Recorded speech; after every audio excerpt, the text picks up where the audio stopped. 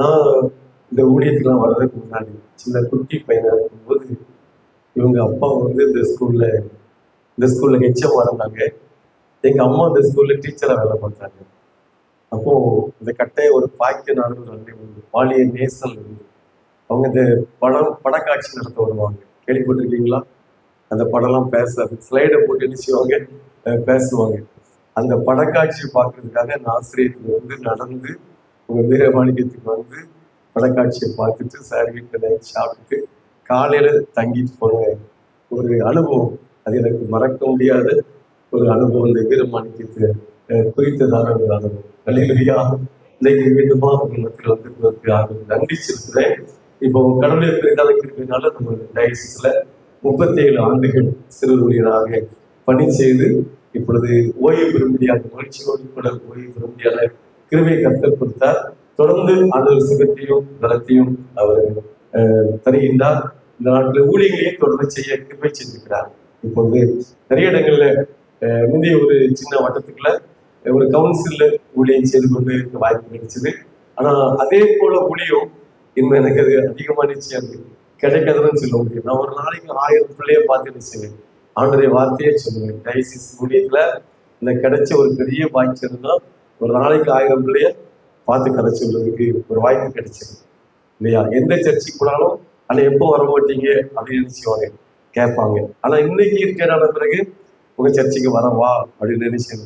கேட்கணும், கேட்டுதான் முடியத்துக்கு போக முடியும். ஆனா 37 ஆண்டுகள் இந்த டயசிஸ்ல ஆயிரக்கணக்கான லட்சக்கணக்கான பிள்ளைகளை சந்தித்த ஆண்டுடைய வார்த்தையை போதிக்கு முன்னாடி கிருபை கொடுத்தார். நிறைய பிள்ளைகளுடைய சாட்சி இன்னைக்கு ஊழியத்தின் பாதையில என்னை உற்சாகப்படுத்தி கொண்டிருக்குது. அல்லேலூயா.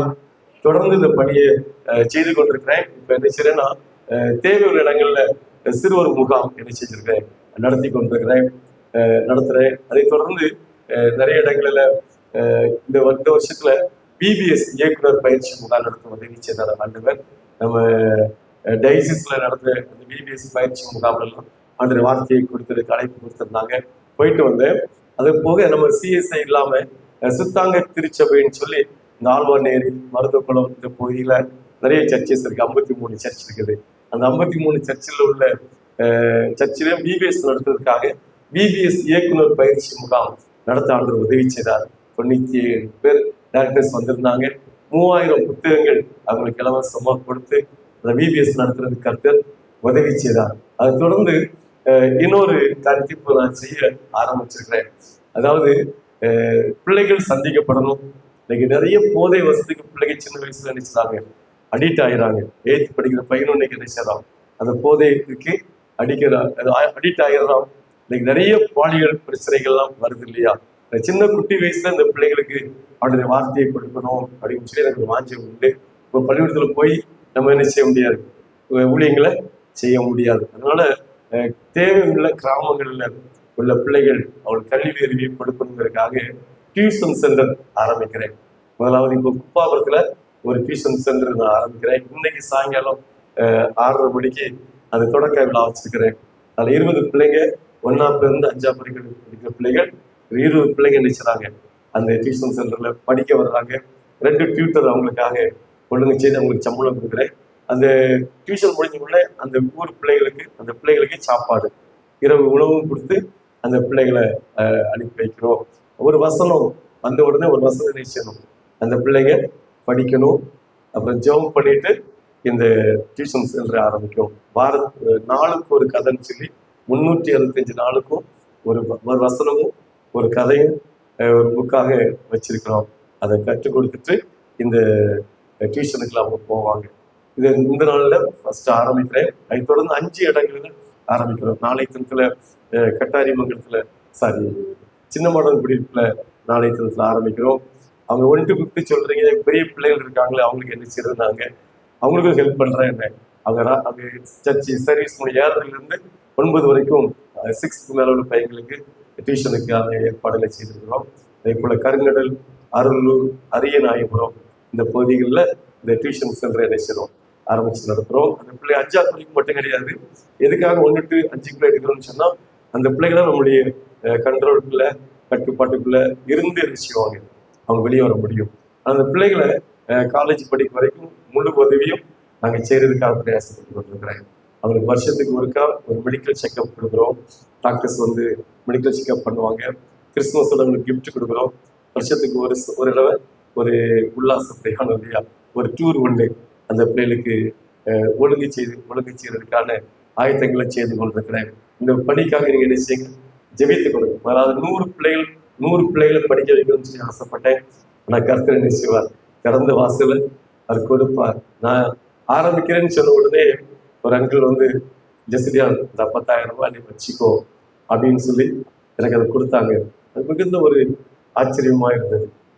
நாங்கள் எனக்கு மதிய தசம பாகத்துல எடுத்து வைக்கிற வழக்கம் வந்து ஒவ்வொரு மாதமும். அதுல இருந்து இந்த ஊழியத்தை நான் செய்யணும்னு சொல்லி நான் ஆசைப்பட்டேன். ஆனா கர்த்தர் இன்னும் திறந்த வாசல்களை அவர் ஏற்படுத்தி கொடுக்கிறார். ஒரு ஸ்தாபனம் வந்துதான் அவங்க சொன்னாங்க, நாங்கள் பிள்ளைகளுக்குரிய ஸ்நாக்ஸுக்கு காசு தர்றோம், மெடிக்கல் செக்அப்புக்கு நாங்கள் என்ன செய்யறோம், உதவி செய்கிறோம், கிறிஸ்துமஸ் கிஃப்ட்டுக்கு உதவி செய்யறோம்னு சொல்லி அது ஆரம்பிச்ச பிறகு எனக்கு வந்த ஒரு அழைப்பு. ஹல்லேலூயா. கர்த்தர் பெரியவர், ஆராய்ந்து முடியாத காரியங்களையும் எண்ணி முடியாத அதிசயங்களையும் செய்கிற தேவன். அதாவது இந்த கிராம சபைகள் என்ன செய்யணும், கிறிஸ்துவை அறிந்து கொள்ள வேண்டும். என்னென்ன திட்டங்களை கர்த்தர் தராரோ அதை ஜீவனுள்ள நாளெல்லாம் அவருக்காக செய்து முடிக்கணும்னு சொல்லி விரும்புகிறேன். இந்த ஊழியத்துக்காக நீங்க என்ன செய்யுங்க, ஜெபம் பண்ணிடுங்க. நீங்க தங்கச்சிமாரை பற்றி சார் சொன்னாங்க. தங்கச்சிமார் எங்க பிள்ளைங்க சபையை சார்ந்த பிள்ளைகள் தான். தங்கச்சி நர்சிங் படிச்சு கொண்டிருக்கா, தங்கச்சி MA இங்கிலீஷ் படிச்சுக்கிட்டு இருக்கா, 12th படிச்சுட்டு இருக்கா தங்கச்சி. நாங்கள் ஊழியத்துக்கு போகும்போது என் கூட வந்து உதவி செய்றாங்க. இன்னும் எங்கள் ஊர்ல நிறைய தம்பிமார் இருக்காங்க, தங்கச்சிமார் இருக்காங்க. கன்வென்ஷன்லாம் பாடுறதுக்கு வந்து உதவி செய்து கொண்டிருக்காங்க. அவங்கள இரவு நேரங்களில் தம்பிமார் கூட்டிட்டு போய் அவங்கள ஊழியத்துல பயன்படுத்த கர்த்தர் கிருபை செய்து கொண்டிருக்கிறார். ஹல்லேலூயா. அவர் நல்லவர். இந்த நாளிலும் கூட சற்று நேரம் சிந்திக்கும்படியா நான் தெரிந்து கொண்ட திருமறை பகுதி பிள்ளைகள் சொன்ன அந்த சத்திய வசனம் தான். அப்போஸ்தலர் 18ஆம் அதிகாரம் 28வது வசனம் எடுத்தவர்கள் வாசிக்கலாம்.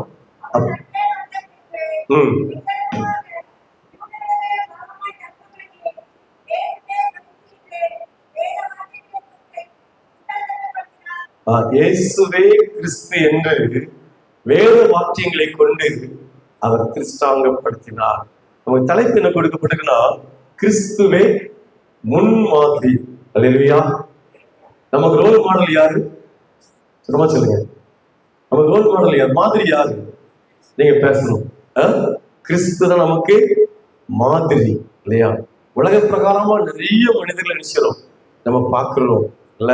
இன்னைக்கு அவங்கள ரோல் மாடலா நிறைய பேர் நினைச்சிருக்காங்க, வச்சுக்கிட்டு இருக்கிறாங்க இல்லையா? அதெல்லாம் ஒரு மாயையான ஒரு தோற்றமா அது முடிந்துடும். ஆனா ஜீவன் உள்ள தேவன் ஆகிய இயேசு கிறிஸ்து மாத்திரம்தான் நமக்கு நினைச்சணும் ஒரு மாதிரியாக இருக்கணும். நமக்கு ரோல் மாடல் யாரு? இயேசு கிறிஸ்து தான். தலைப்பாதான் சொல்லப்பட்டிருக்கு, கிறிஸ்து முன் மாதிரி இல்லையா? அவர் நமக்கு மாதிரியாக இந்த பூமிக்கு வந்து நினைச்சார், அவர் வாழ்ந்து காட்டார். அல்லேலூயா.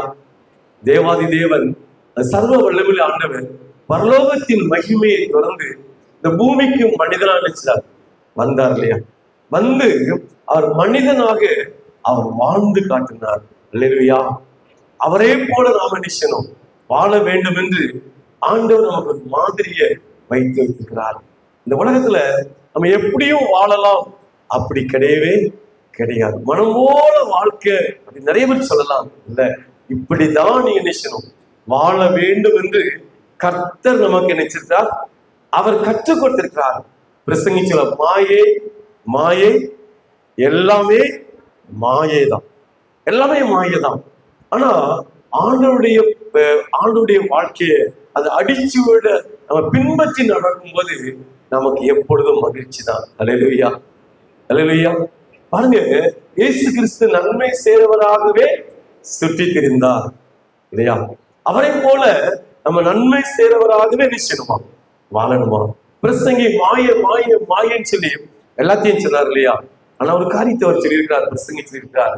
மனுஷனுக்கு 2 காரியம் கொடுக்கப்பட்டிருக்கு. என்னன்னா, அவன் உயிரோடு இருக்கும்போது நன்மை செய்யணும், மகிழ்ச்சியா இருக்கணும். அல்லேலூயா. அல்லேலூயா. அவன் நன்மை செய்யும் போது அவன் மகிழ்ச்சியா நிச்சய முடியும், இருக்க முடியும். நம்முடைய சிந்தனைகள், நம்முடைய செயல்கள், நம்முடைய பார்வைகள் நம்முடைய பேச்சுகள் எல்லாவற்றிலும் பரிசுத்த நிச்சயம் காணப்படணும். ஹல்லேலூயா, ஹல்லேலூயா.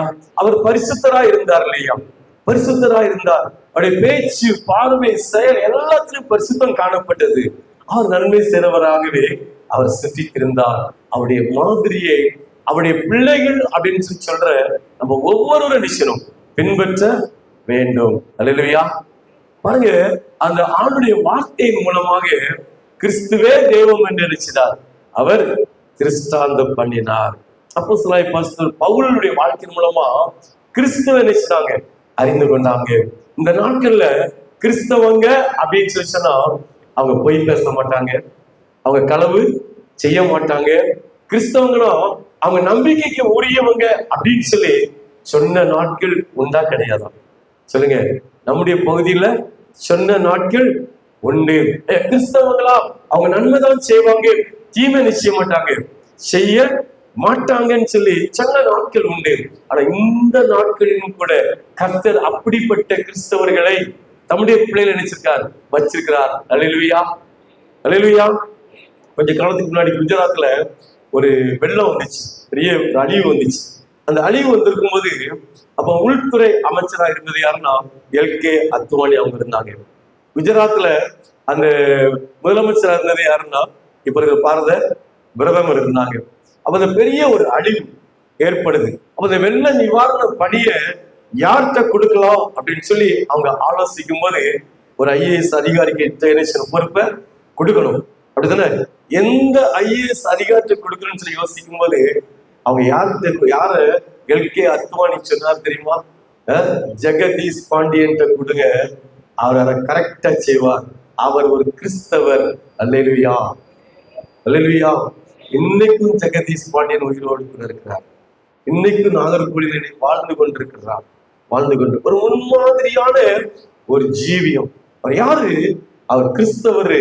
அவர் கரெக்டா அந்த பணியை செய்வார்னு சொல்லி சொன்னது யாரு? எல்கே அத்வானி அவர்கள். சரியா? இன்னைக்கும் அவங்க இருக்கிறாங்க. இயேசுடைய கவனத்தில் வந்து கூட அவங்க யூத்துக்கு அவங்க பேசியிருக்காங்க. அல்லேலூயா. இது நிறைய சாட்சிகளை என்ன செய்ய முடியும், நான் சொல்ல முடியும். கர்த்தரை நம்ம தெய்வமா கொண்ட ஜனம், கர்த்தரை தெய்வமா கொண்ட ஜனம் அது பாக்கியம் உள்ளது இல்லையா? கர்த்தரை தெய்வமா கொண்ட ஜனம் கர்த்தரை போல இருக்கணும். நம்ம வாழணுமா? இந்த உலகம் பாவம் நிறைந்த ஒரு உலகத்துல வாழ்ந்து கொண்டிருக்கிறோம் இல்ல, இல்லையா? வாழ்ந்து சும்மா சுத்திலும் தீமையான காரியங்கள் நடந்து கொண்டே இருக்குது. அதுக்கு மத்தியில தான் அதை வாழ்ந்து கொண்டிருக்கிறோம். ஆனாலும் நாம என்ன செய்யணும்னா அவரை போல வாழணும். அல்லேலூயா, அல்லேலூயா. ஒரு செம்மறி ஆட்டு கூட்டமா நம்ம வாழ கூடாது. எப்படி வாழலாம்? இல்ல எல்லாரும் இப்படிதான் இருக்காங்க, நானும் அப்படி இருக்கேன். இல்லவே இல்லை, இல்லவே இல்லை. ஒரு மேய்ப்பன் அவன் ஆடுகளை அப்படி பத்திட்டு போறானா, பத்திட்டு போயிட்டு இருக்கும்போது தரையோடு தரையா ஒரு கிணறு இருக்கு, தரையோடு தரையா ஒரு கிணறு இருக்குது. இந்த மேய்ப்பன் என்ன பண்ணிட்டான் தெரியுமா? அந்த கிணறு தரையோட தரையில இருக்கு, உள்ள தண்ணி இருக்கா இல்லையான்னு உத்து பார்ப்போம்னு சொல்லி இந்த மேய்ப்பன் முன்னாடி போட நினைச்சிட்டான். அதை உத்து பார்த்துட்டான். அதை உத்து பார்த்த உடனே மேய்ப்பன் உத்து பார்க்கலான்னு சொல்லி ஒரு ஆடு நினைச்சிருந்துச்சு. போய் ஒரு ஆடு உத்து பார்த்துச்சு. உத்து பார்த்த உடனே அந்த ஆடு தடுமாடி செம்மறியாடு உள்ள பொத்துன்னு உள்ள விழுந்துச்சு. அந்த ஒரு ஆடு விழுந்த உடனே அந்த மந்த அவ்வளவு டம்னு நினைச்சது, ஒண்ணு போல கிணத்துல விழுந்து செத்து போயிடுச்சு. இவன் எவ்வளவோ பிரயாசம் பண்ணி பார்த்தா முடியல. ஒரு ஆடு உள்ள குதிச்சு அவ்வளவு போயிட்டு. இன்னைக்கு நம்ம மற்றவங்களை பார்க்காதபடி இல்லையா, அவன் அப்படி செய்யறான், இப்படி செய்யறான், எங்க ஊர்ல இப்படிதான் இருக்காங்க, நான் இப்படிதான் வாழ்வேன். செம்மறி ஆட்டு கூட்டமா நம்ம என்ன செய்யக்கூடாது, வாழ கிறிஸ்துவ போல, கிறிஸ்துவை பின்பற்றுவர்களாக, கிறிஸ்துவின் மாதிரியை நம்ம பிரகாசிக்கிறவர்களாக நினைச்சணும். மனுஷரும் நற்கிரிகளை கண்டு பரலோகத்தில் இருக்கிற உங்கள் பிதாவை மகிமைப்படுத்தும்படிக்கு உங்கள் வெளிச்சம் அவர்களுக்கு முன்பாக பிரகாசிக்க கடவுது. நற்கிரியைகள், நன்மையான காரியங்கள் மாத்திரம்தான் நம்முடைய வாழ்க்கையில நினைச்சணும், அது நடைபெறணும். நம்ம செய்ய வேண்டிய காரியம், நமக்கு எவ்வளவுதான் தீமை செய்தாலும் சரி நம்ம தீமை நினைச்சக்கூடாது. யாருக்கும் அவன் எப்படி பேசுறானே, அவன் அப்படி பண்ணிட்டானே, அவன் என்ன பண்ற பாரு, நம்ம வாயில நினைச்சக்கூடாது. வரவே தீமை செய்கிறவர்கள் நமக்கு இருப்பாங்க இல்லையா? எனக்கு பிடிச்ச பாட்டு, தீமை செய்கிறவர்கள் நிறைய பேர் இருக்கலாம். ஆனா நம்ம ஆண்டவர் நம்மளை அவங்க கையில நம்மளை பாதுகாப்பார் இல்லையா? பாதுகாக்கும் போது கர்த்தர் தான் தெய்வம் சொல்லி நினைச்சுவாங்க, மற்றவங்க அறிந்து கொள்வார்கள். அல்லேலூயா, அல்லேலூயா. இந்த உலகத்துல வாழ்ந்த நமக்கு பாடுகள், பிரச்சனைகள், கஷ்டங்கள், துன்பங்கள் வந்து கொண்டே இருக்கும். ஆனாலும் கூட அதன் மத்தியில கிறிஸ்துவை பிரதிபலிக்கிறவர்களாக ஒவ்வொரு கிறிஸ்தவ நினைச்சனும் நம்ம வாழும்போது நம்ம பதிவுள்ள ஒவ்வொருவரும் மெய் தேவனாகிய கிறிஸ்துவ நினைச்சுவாங்க, அவங்க அறிந்து கொள்ளுவாங்க. பாருங்க, கர்த்தருடைய பிள்ளைகளா வாழ்ந்து கர்த்தருடைய ஆசீர்வாதம் பெற்றுக்கொள்ள வேண்டுமா? இதுக்கு ஆதாரமா தானியேலுடைய புஸ்தகத்தை அவங்க மத்தியில் வைக்க ஆசைப்படுகிறேன். தானியேல் புஸ்தகம் 1ஆம் அதிகாரம் 8ஆம் வசனம். பரிசுத்தமான ஒரு வாழ்க்கையை வாழ்ந்து நம்ம கிறிஸ்துவை பிரதிபலிக்க முடியும். வாசிங்க பார்க்கலாம். தானியேல் 1ஆம் அதிகாரம் 8ஆம் வசனம். தானியேல் ராஜாவின் போஜனத்தினால் அவன் பானம் பண்ணும் திராட்சை ரசத்தினாலும் தன்னை தீட்டுப்படுத்தல் ஆகாது என்று தன் இருதயத்திலே அவன் தீர்மானம் பண்ணினான். அல்லேலூயா, அல்லேலூயா. இந்த தானியேல் செய்த முதல் காரியம்னா தன்னுடைய இருதயத்துல அவன் நினைச்சதான் தீர்மானம் பண்ணினான். நான் யாரு? நான் கடவுளுடைய பிள்ளை, நான் யெகோவாவுடைய பிள்ளை, நான் கர்த்தருடைய பிள்ளை. நான் ராஜாவுடைய போஜனத்தினால என்ன தீட்டுப்படுத்த விட மாட்டேன்னு சொல்லி தீர்மானம் பண்ணலாமா? தப்பு செய்யாம இருக்கிற பெரிய காரியம் இல்லையா? இல்ல அது. ஆனா தீர்மானம் பண்றது பார்த்தீங்களா, அதுதான் பெரிய காரியம். நான் கடவுளுடைய பிள்ளை, அதை செய்ய மாட்டேன். நான் கடவுளுடைய பிள்ளை, இப்படி பேச மாட்டேன் இல்லையா? ஒரு தீர்மான நிச்சயம் எடுக்கும் போது கர்த்தர் நினைச்சார், கர்த்தர் நம் மூலமாக மகிமைப்படுகிறார். இந்த தானியேலுடைய வாழ்க்கையில காணப்பட்ட காரியம் அதுதான் இல்ல. நான் ராஜாவுடைய போஜனத்தினால என்னை தீட்டுப்படுத்த விட மாட்டேன். எனக்குள்ள பாவம் உள்ள நெருங்க நான் விட மாட்டேன். என்னுடைய கண்களை நான் பரிசுத்தமா காத்துக் கொள்ளுவேன்.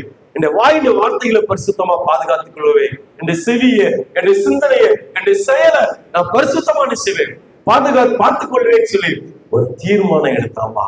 தீர்மானம் எடுக்கும்போது தீர்மானத்தை கர்த்தர் நினைச்சா அவர் கனம் பண்ணுகிற தேவன்.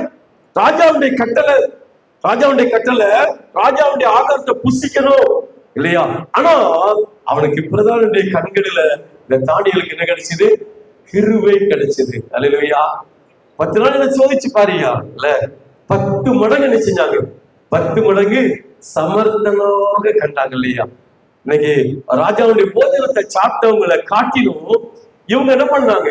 சாத்ராக், மேஷாக், சொல்லுங்க, ஆபேத்நேகோ, தானியேல், இவங்க 10 மடங்கு அவங்க சமர்த்தங்களா கண்டாங்க. அல்லேலூயா. நீங்க கடவுளுடைய பிள்ளைகளா வாழும்போது, நான் ஆண்டோடைய பிள்ளைன்னு சொல்லி நீங்க தீர்மானம் எடுத்து பரிசுத்தமா வாழும்போது எல்லாரும் காட்டிலும் உங்களை சிறந்தவர்களாக கர்த்தர் உருவாக்க முடியும். அல்லேலூயா, அல்லேலூயா. ஒரு தீர்மானம் எடுக்கும்போது உங்களை உயர்ந்த இடத்துல நினைச்சுவார், அவர் கொண்டு போயிருவார் இல்லையா? ராஜாக்களோடு கூட, சொல்லுங்க, பிரபுக்களோடு கூட உட்கார பண்ணுகிற தேவன் யார உட்கார பண்றாரு? சொல்லுங்க, அவருடைய பிள்ளைகளை இல்லையா?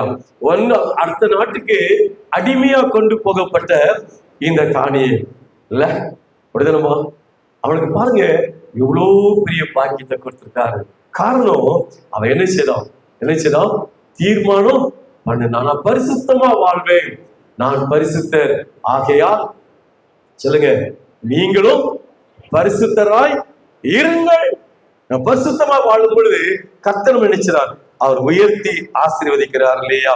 பாருங்க, இந்த தானியேல் 2ஆம் அதிகாரத்துல போகும்போது 47ஆம் வசனத்தை வாசிக்கும் போது அந்த ராஜா என்ன பண்றார் தெரியுமா? இந்த தானியேலுடைய தேவன் தாயா மெய்யான தெய்வம் சொல்லி சொல்ற ஒரு மாதிரியான ஒரு வாழ்க்கை. வாசிங்க பார்க்கலாம். ராஜா தானியேலை நோக்கி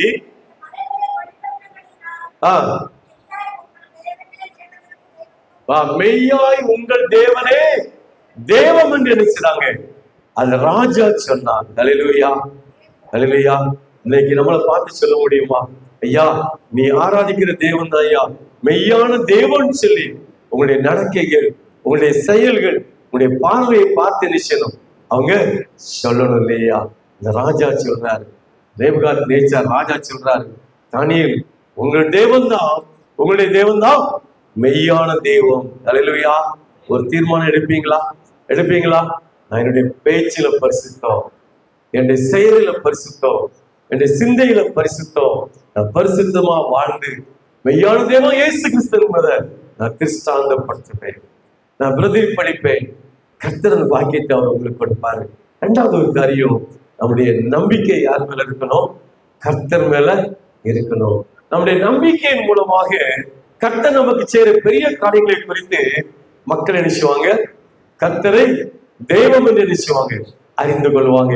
அதை தானியேலுடைய புஸ்தகத்துல பார்க்கும் பொழுது, தானியேல் 3ஆம் அதிகாரம் 17ஆம் அதிகாரம் 18ஆம் வசனம், 3ஆம் அதிகாரம் 17ஆம் 18ஆம் வசனம் வாசிக்க பார்க்கலாம். நாங்கள் ஆராதிக்கிற எங்கள் தேவன் எங்களை தப்புவிக்க வல்லவராயிருக்கிறார்.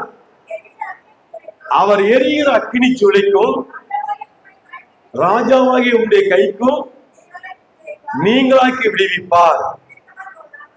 விடுவிக்காமல் போனாலும் ஆராதனை செய்வதில்லை, நீர் நிறுத்தின பொற்சிலையை பணிந்து கொள்வதும் இல்லை என்று தைரியமா சொன்னார். ராஜாவை உமக்கு தெரிவதாக, உமக்கு தெரியட்டியா, நான் யாரு? ஜீவனுள்ள தேவனை நினைக்கிறேன், நான் ஆராதிக்கிறேன். நீர் நிறுத்தின பொற்சிலையை நான் நினைச்ச மாட்டேன், நான் வணங்க மாட்டேன். எங்களை ஆண்டவர் விடுவிக்க வல்லவராக இருக்கிறார். அவர் விடுவிக்காமல் போனாலும் கூட நான் என்ன செய்ய மாட்டேன், ஆராதிக்க மாட்டேன். அல்லேலூயா, அல்லேலூயா. நம்மளை விடுவிக்க வல்லவராக 7 மடங்கு நினைச்சுனாங்க, சூடாக்குனாங்க. சூளைய சம்பவம் தெரியல, 7 மடங்கு சூடாக்குனாங்க. அவங்களை கட்டுறாங்க இல்லையா? அல்லேலூயா. அப்படியும் நம்பிக்கை அவங்க என்ன செய்யல, கடவுள் மேல வச்சு நம்பிக்கல கொஞ்சம் கூட விடாங்கல. யோசித்து பாருங்க, தீ என்ன செய்யுது? எரியுது. கட்டியாச்சு, தூக்கி கொண்டு தீர நிச்சய போறாங்க. போட்டா அவ்வளவுதான், கருகிருவோம். அப்படிப்பட்ட சூழ்நிலையிலும் அவங்க கர்த்தரை என்ன செய்யல, மறுதலிக்கலமா. அல்லேலூயா, அல்லேலூயா. இவ்வுலக பாடு என்னை என்ன செய்திடும், அவ்வுலக வாழ்வைக்காக காத்திருக்கிறேன். இவ்வுலக பாடு என்னை அவ்வுலக வாழ்வைக்காக காத்திருக்கிறேன். ஆனந்தம் கொள்ளுவேன், அவரை நான் பாடுவேன், உயிர் உள்ள நான் வரையில். அல்லேலூயா.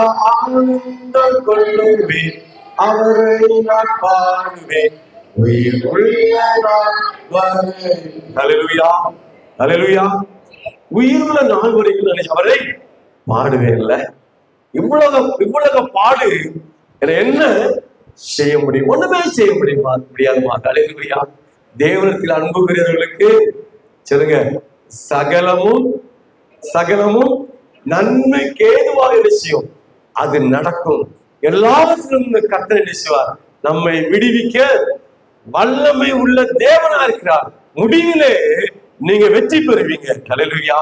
இந்த 37 வருடம் இந்த டயசிஸ்ல நான் ஊழியம் செய்யும்போது எனக்கு வந்திருக்கிற பிரச்சனைகள், போராட்டங்கள், இழப்புகள் ஏகப்பட்டது உண்டு. சரிங்களா? ஆனா ஒரு நாள் கூட நான் ஒரு செக்ரட்டரியோ ஒரு ஐயர்மலையோ நான் குறைவா சொன்னதே கிடையாது. ஆனா அவ்வளோ பொறுமையோடு கூட எல்லாவற்றையும் சகிக்கும் போது கர்த்தர் ஒவ்வொரு காரியங்களிலும் அவர் வெற்றியை கொடுத்தார். அல்லேலூயா, அல்லேலூயா, அல்லேலூயா. தைரியமா சொல்ல முடியும் இல்ல? இன்னைக்கு ஒரு பிரச்சனை, ஒரு சின்ன கஷ்டம் வந்துச்சுன்னா நம்ம என்ன பண்ணிடுறோம்? நிறைய நேரங்கள்ல அப்படியே மனம் கலந்து போயிடும் இல்லையா? இல்ல, கர்த்தர் என்ன சொல்லணும்? உறுதியாக பற்றி கொள்ளணும்.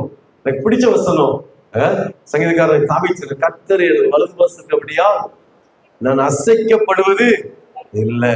பிரச்சனை வரதான் செய்யும், போராட்டம் வரதான் செய்யும், இழப்பு வரதான் செய்யும். எல்லாவற்றிலும் அவர் மேல நம்பிக்கை இருக்கும்போது அது எல்லாவற்றையும் கர்த்தர் நிச்சயவார் மாற்றி ஒரு ஜெயத்தை கொடுப்பார். ஒரு சாட்சி கூட சொல்ல முடியும். கொஞ்சம் ஒரு 3 வருஷத்துக்கு முன்னாடி 2.5 வருஷம் இருக்கும்போது என்னைய டிரான்ஸ்ஃபர் பண்றாங்க. எங்க இருந்துன்னா ஆசிரியத்துல சாத்தாம்பரத்துல வந்து எங்க வேம்பார்னு ஒரு இடம் தெரியுமா, நாகலாபுரம் 120 கிலோமீட்டர் இருக்கும். அந்த ஏரியாவுக்கு என்னைய டிரான்ஸ்ஃபர் பண்ணிட்டாங்க. என்ன பண்ணணும், என்ன எப்படியா டிரான்ஸ்ஃபர் பண்றது, 35 வருஷம் எனக்கு சர்வீஸ் இருக்கு, ஒன்றுலாம் ஒன்றும் செய்யல, யார்ட்டையும் சொல்லல. டிரான்ஸ்ஃபர் ஆர்டர் சந்தோஷம் வாங்கிட்டு பைக்கு நாசத்துல ஸ்டார்ட் பண்ணி 120 கிலோமீட்டர் அந்த நாகலாபுரம் ஊர்ல போய் இந்த ஐயா எனக்கு டிரான்ஸ்ஃபர் போட்டுருக்காங்க, இந்த பகுதியில் ஊழியம் செய்ய வந்திருக்கேன் அப்படின்னு சொல்லி ஊழியத்தை ஆரம்பிச்சேன். 120 கிலோமீட்டருக்கு இந்த போகணும், அங்க 30 கிலோமீட்டர் சுத்தணும், திரும்ப 120 கிலோமீட்டர் வரும். 300 கிலோமீட்டர் ஒரு நாளைக்கு நான் பைக்ல என்ன செஞ்சேன், டெய்லி போயிட்டு இருந்தேன். சரியா, எனக்கு சுகர் உண்டு. டெய்லி காலையில ஒரு ஊசி போடணும், சாயங்காலம் ஒரு ஊசி போடணும். 12 மணி ஆயிட்டுனா அந்த டிடினஸ் வந்துடும், கை காலம் டிடினஸ் செஞ்சிடும், ஏதாவது சாப்பிடணும், அப்படி இருக்கும். இப்படிப்பட்ட ஒரு சூழ்நிலையில பைக் எடுத்துட்டு போனேன். பாருங்க, கர்த்தர் பெரியவர். அல்லேலூயா. அங்க எங்க போய் சாப்பிடுறது, போற வழியில கரெக்டா ஒரு ஊர்ல இறங்கி ஒரு டீ குடிப்பேன். சரியா, அப்படியே சுத்திட்டு டீ குடிச்சு வீட்டுக்கு 4 மணிக்கு வந்து நினைச்சுவேன், வீட்டுல வந்து சாப்பிடுவேன். அந்த 12 மணிக்கு அந்த டிடினஸ் இருந்துச்சு பார்த்தீங்களா, கைகாலம் ஆடும் இல்லையா, என்னைக்கு டிரான்ஸ்ஃபர் பண்ணாங்களோ அன்னைக்கு அந்த டிடினஸே மறைஞ்சு போச்சு. அல்லேலூயா. இன்னைக்கு வரைக்கும் 4 மணிக்கு நான் செஞ்சிருவேன் வரைக்கும் எம்பாட்டுக்கு அசால்ட் உட்கார்ந்துருச்சு. அப்புறம் சாப்பிடுற ஒரு சுகத்தை, ஒரு ஆசீர்வாதத்தை கர்த்தர் வச்சுக்கிறார். அல்லேலூயா. ஒரு பாடு, ஒரு கஷ்டத்துக்கு பின்னாடி என்ன உண்டு, ஒரு பெரிய ஒரு பிளெஸிங் உண்டுமா. ஒரு நாள் நினைச்சிடாதீங்க, மறந்துடாதீங்க. அவர் மேல நினைச்சணும், நம்ம நம்பிக்கை வைக்கணும். ஆண்டவரே நீங்க எனக்கு நினைச்சீங்க, பலனை கொடுங்க. ஆனா நீங்க பலனை கொடுத்தா நான் நினைச்சுவேன், நான் ஓடுவேன். நினைச்சேன், நான் ஓடுவேன். நினைச்சேன், ஓடுறதுக்கு பலன் நினைச்சு கர்த்தர் கொடுத்தாரு. அது பெரிய 3 மாசம் அந்த கவுன்சிலர் ஊழியம் செய்றேன். சந்தோஷமா சொல்ல முடியும். ஞாயிற்றுக்கிழமை 3 மணிக்கு எந்திரிச்சு 1 மணி தான் ஜோப் பண்ணுவேன். 4 மணிக்கு ரெடி ஆகி என் காரை எடுத்துட்டு கீபோர்டு ஸ்பீக்கர்லாம் தூக்கிட்டு அந்த விளாத்திக்குளம் வேம்பார் பகுதியில் போய் துதி ஆரம்பினேன். 2 சர்வீஸ் நினைச்சுவேன் நடத்திட்டு ஒவ்வொரு ஞாயிற்றுக்கிழமை வீட்டுக்கு வந்துருவேன். ஏன்னா நீங்க அப்படின்லாம் எல்லாரும் சொன்னாங்க. கர்த்தர் கொடுத்த பணி இல்லையா. ஒரு சிறுவர் முகாம் 3 வருஷம் நடத்தாம இருந்துச்சு. நாகலாபுரத்து ஒரு சில்ட்ரன் கேம்ப் நடத்துறேன். சரியா, இங்க காசு எல்லாம் கிடைக்காது. காசு நினைச்சுட்டாங்க, எல்லா ஐஸ்வர்யமும் கர்த்தருடைய கருத்துல இருக்குது. மனுஷன் எதுக்கு நம்ம நோக்கி பார்க்கணும். கர்த்தர் ஒவ்வொருத்தரையா கொடுத்து காசு கொடுத்தாரு. ஒரு ஐயா வந்து எனக்கு சொல்றாங்க, தம்பி என் மகாட்ட பேசுங்க, இந்த கேம்புக்கு ஏதாவது உதவி மகாட்ட பேசுங்கன்னு சொல்லி வாலண்டியரா வந்து என்ன சொல்றாங்க. அவங்கள்ட்ட பேசின மக சிங்கப்பூர் இருக்கிறா, இந்த சிறுவர் முகாமுடைய பலசரக்கு ஜாமான் வாங்கி கொடுத்துறேன். அல்லேலூயா. யார்கிட்டையும் போய் நம்ம நிற்க வேண்டிய அவசியம் கிடையாது. எல்லாத்தையும் கர்த்தர் அடிச்சிடாரு, நமக்கு செய்றாரு இல்லையா. ஒரு Sunday school teacher training camp அங்க நடந்து கிறிஸ்துமஸ் மரங்களை நடத்த உதவிச்சுதான். அதே நாகலாபுரத்துல இந்த பிள்ளைகளுக்கெல்லாம் எல்லாரும் கேட்டகிஸ்ட் ஷர்ட் வாங்கி கொடுத்தேன். எல்லா சண்டே ஸ்கூல் டீச்சர்ஸ் எல்லாம் ஸ்டீல் வாட்டர் பாட்டில் வாங்கி கொடுத்தேன். பாருங்க, நல்ல சாப்பாடு. சரியா, சிக்கனு, அப்புறம் புரோட்டா, சப்பாத்தி, இட்லி, வித்தியாசமா நல்ல ஒரு சாப்பாடு கொடுத்தேன். கர்த்தர் உதவி செய்தார். எப்படி முடியாது அப்படின்னா முடியாதுதான். கர்த்தரை தெரிவிக்கோ, ஒரு நன்மையும் குறைபடாது. அவர் மேல பார்த்து வச்சுட்டு இல்லையா, அவர் மேல நம்பிக்கையா இருக்கும்போது எல்லாத்தையும் கர்த்தர் நிச்சயமா பார்த்து கொள்வார் இல்லையா. பாருங்க, இங்க அந்த ராஜா சொல்றாரு இல்லையா, கடைசியா சொல்றாரு. வாசிப்போம், தானியேல் 3ஆம் அதிகாரம் 29ஆம் வசனம் வாசிக்க பார்க்கலாம். வேகமா வாசிக்க. தானியேல் 3:29.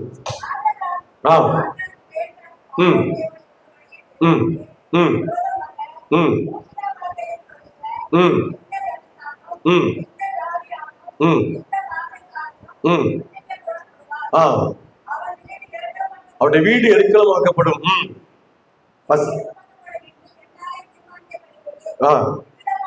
இவ்விதமாய் ரட்சிக்கத்தக்க தேவன் ஒருவரும் இல்லை. அல்லேலூயா, அல்லேலூயா. இயேசு வழியாக கூட கர்த்தர் இருக்கிறார் அப்படிங்கிறத நிச்சயிடுவாங்க, மற்றவங்க அறிந்து கொள்வாங்க. அல்லேலூயா, அல்லேலூயா. 3 மாசத்துல நான் திரும்பி வந்தேன். உங்க 4 மாடியில் ஒரு சிறு முகாம் நடத்தினேன் பார்த்தீங்களா. திரும்ப உங்களுக்கு ஒரு கேம்ப் நினைச்சது நடத்த கர்த்தர் உதவி செய்தார். ஹல்லேலூயா. இவ்விதமாய் ரட்சிக்கத்தக்க தேவன் வேற ஒருவரும் இல்லைன்னு சொல்லி ராஜா நினைச்சான். ராஜா அவன் அறிவிக்கிறத பார்க்கணும். நம்முடைய வாழ்க்கையில இதுதான் முன்மாதிரியான ஒரு வாழ்க்கை. நம்மளை பார்த்து என்ன பாடு கஷ்டம் இருந்தாலும் சரி, அவன் சோர்ந்து போக மாட்டான். ஏன்னா அவனோடு கூட சேரும் கர்த்தர் அவர் பராக்கிரமசாலியா கூடவே இருக்கிறார். ஹல்லேலூயா, ஹல்லேலூயா, ஹல்லேலூயா. கடைசியா சொல்லி முடிப்போம். நம்முடைய ஜெபம் வேத வாசிப்பின் மூலமா கர்த்தருடைய நாம நிச்சயம் மகிமைப்படும். ஹல்லேலூயா, ஹல்லேலூயா. பாருங்க, தானியேல் 6ஆம் அதிகாரம் 7ஆம் வசனம் வாசிங்க. தானியேல் 6:7. எவனாகிலும் 30 நாள் வரையிலும் ராஜாவாகி உம்மை தவிர எந்த தேவனை ஆகிலும் மனுஷனை ஆகிலும் நோக்கி விண்ணப்பம் பண்ணக்கூடாது. இல்லையா? சம்பவம் தெரிஞ்சாலும் வேகமா சொல்றது. பாருங்க, ராஜாவுடைய கட்டளை என்ன? எந்த தேவத்தை நோக்கி நினைச்சக்கூடாது, விண்ணப்பம் பண்ணக்கூடாது, ஜெபம் பண்ணக்கூடாது. சரியா? இது யாருக்காக ஏற்கப்பட்ட சட்டம் சொல்லுங்க? ராஜாவை பிரியப்படுறதுக்காக ஏற்றப்பட்ட சட்டமா? அல்ல நாட்டுல மக்களுக்கு நன்மைக்காக ஏற்றப்பட்ட சட்டமா? கிடையவே கிடையாது. ஒரே ஒரு மனுஷனை நினைச்சணும், சாகடிக்கணும். ஒரே ஒரு மனுஷனை சாகடிக்கணும். இந்த நாட்டுல இந்த உயர்ந்த பதவியில உட்கார்ந்துட்டு இருக்கான் இல்லையா? இவனை காலி பண்ணுவதற்காக அந்த நாட்டுல ஏற்றப்பட்ட சட்டம் இல்ல, ராஜாவுக்கு விரோதமான செஞ்சிருச்சு இந்த சட்டம். ராஜாவுடைய பக்கத்துல உட்கார்ந்து இருக்கிறவங்க அவங்க ஆலோசனை பேரில ராஜா முத்திரை போட்ட சட்டம். கவனிங்கம்மா, எவ்வளவு பெரிய சட்டமா இருந்தாலும் சரிதான், ஆனா நம்மை ஒன்று செய்ய முடியாது. ஹல்லேலூயா, ஹல்லேலூயா, ஹல்லேலூயா. எங்க சர்ச்சை இடிச்சாலும் சரி, எங்க நம்ம மிஷினரிகளை கொண்டாலும் சரி, நீங்க கர்த்தருடைய பாதத்துல அமர்ந்திருக்கும் போது எல்லாவற்றையும் கர்த்தரை செய்வார். எந்த சட்டம் வந்தாலும் சரி, நம்மளை எதுவுமே செய்ய முடியாதுமா? யாரும் செய்ய முடியாது. அவருடைய பிள்ளைகளை, ஹல்லேலூயா, கிறிஸ்தவங்களை நான் சொல்ல மாட்டேன். தானியேலுடைய அனுபவம் என்னது? அந்தி சந்தி மத்தியான வேளையில அவன் என்ன செய்தான்? ஆண்டவர் நோக்கி ஜெபம் பண்ணுனான். இன்னைக்கு ஒரு கேள்வி கேட்கிறேன். இன்னைக்கு காலையில எந்திரிச்சு நீங்க யாரெல்லாம் நான் அன்னைக்கு காலையில எந்திரிச்சு பைபிள் வாசித்து ஜெபம்க்கு வந்திருக்கேன்? கை தூக்க பார்க்கலாம். 1 2 பிரைஸ் கார்டு. பரவாயில்ல, கொஞ்சம் கை உயருது. இந்த பக்கம் என்ன செய்யல, கை உயரல. தம்பி, பைபிள் வாசித்து நீ ஜெபம் பண்ணி பாருங்க. தானியேலுடைய காரியம் ஜெயமா இருந்துச்சு. எது வரைக்கும் தெரியுமா? சாவு வரைக்கும் ஜெயமா இருந்துச்சு. அல்லேலூயா, அல்லேலூயா. அந்த அரசாண்ட எல்லா ராஜாவுடைய காலத்திலும் உன்னுடைய காரியம் ஜெயமா இருந்தது, ஜெயமா இருந்துச்சு. காரணம் வேத வாசிப்பு, ஜெபம். நான் தைரியமா சொல்ல முடியும். போன வாரத்துல, இந்த வாரத்துல ஒரு தாத்தா இறந்து போனாங்க. எத்தனை வயசு சொன்னேன்? 108 வயசு ஒரு தாத்தா இறந்து போனாங்க. 100வது வயசு அவருக்கு இருக்கும்போது எங்களுடைய 25வது வெட்டிங் டே, திருமண நாளுக்கு எங்க வீட்டுல மாடி ஏறி வந்து என்ன பிளஸ் பண்ணிட்டு போனாங்க. அந்த தாத்தா 108 வயசுல கண்ணாடி போடாம பைபிள் வாசித்தாங்க. அவங்களுடைய 108 வயசு வரைக்கும் நல்ல அவங்களுக்கு ஞாபக சக்தி இருந்துச்சு. காரணம் தெரியுமா? பைபிளும் கையுமா. எப்பவும் பைபிள் வாசிக்கிட்டு இருப்பாங்க. எப்பவும் ஜெபத்தை வச்சிருப்பாங்க. ஜெபத்தை மிஷினரிக்கும் இத்தனை மணி நேரம் மிஷினரிகளுக்கு, இது குடும்பத்தின் பிள்ளைகளுக்கு, இது ஊழியக்காரங்களுக்கு அடிச்சு பேரை எழுதி வச்சிருப்பாங்க. எல்லா மேகசினும் வரும். எல்லா மேகசினையும் அவங்க அந்த ஜெப குறிப்பை அப்படியே கிழிச்சு எழுதி அவங்க பின் பண்ணி வச்சிருப்பாங்க. மிஷினரிகளுக்காக ஜெபிக்கிற நேரம், குடும்பத்துக்காக ஜெபிக்கிற நேரம், ஊழியக்காரங்களுக்காக ஜெபிக்கிற நேரம். அல்லேலூயா. 108 வயசு வரைக்கும் அவங்க டாக்டரேட் முடிச்சு நம்முடைய அந்த இறந்து அதற்காரர்கள் நின்று லீட் பண்ணிக்கிட்டு இருந்தேன். அந்த என்னுடைய எனக்கு ஆசிரியர்னு சொல்லி அங்க வந்தவங்க குடுகுடி தாத்தா வந்து நினைச்சாங்க, சொன்னாங்க இவங்க மூலமா ரட்சிக்கப்பட்டோம், இவங்க மூலமா ஆண்டவரை நினைச்சிடும், ஏற்றுக்கொண்டோம். ஏன்? வேத அனுதினமும் ஆண்டவரோடு கூட உறவாடுகிற ஒரு அனுபவம். அல்லேலூயா, அல்லேலூயா. நேரம் ஆயிடுச்சு. நான் திரும்ப உங்களுக்கு சொல்றேன், அழுத்தி சொல்றேன். ஒரு நாளைக்கு 1 மணி நேரமாவது காலையில் நினைச்சீங்க, ஆண்டவரோடு கூட நினைச்சீங்க. செலவு பண்ணுங்க. நான் செலவு பண்ணுவேன்னு சொல்லி ஒரு தீர்மானத்தை நீங்க எடுத்து பாருங்க. கர்த்தருடைய வாழ்க்கையில எல்லாத்தையும் நிச்சயமா பார்த்து கொள்வார். என்ன பிரச்சனை, என்ன கஷ்டம் சரி, அது ஜெயமா நிச்சயவார் முடித்து கொடுப்பார். இந்த தானியனுடைய வாழ்க்கையில பாருங்க, அந்த சட்டம் ஏற்றியாச்சு. ஆனாலும் கூட அந்த தானியன் என்ன பண்றாரோ, அவங்க சட்டத்துல கையெழுத்து போட்ட பிறகும் தினமும் 3 வேளை வச்சுட்டாங்க.